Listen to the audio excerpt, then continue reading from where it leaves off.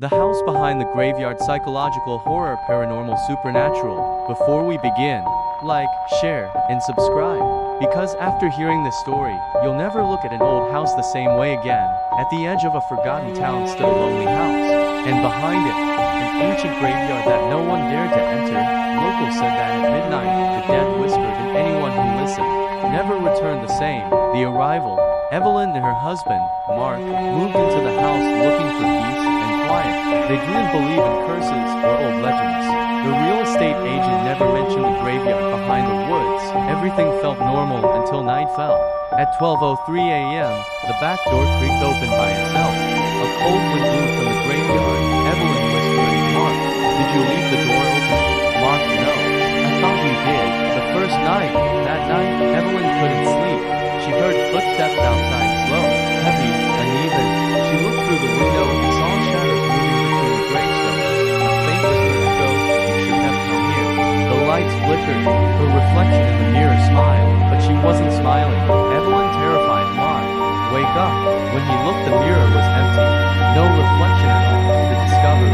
The next morning, they explored the backyard. There was no fence separating their land from the cemetery, only overgrown weeds and broken headstones.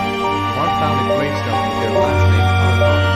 The date of death, tomorrow's date. Mark, shaking, "This has to be a prank." But when he looked again, the grave had to open spaces. The haunting intensified. Evelyn lights a candle. In the flame, she sees faces forming, screaming silently. The whispers return, louder this time. "Leave, before it's too late."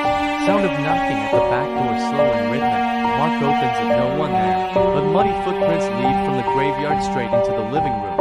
The TV turns on by itself, showing the cemetery lit, yet no camera was there.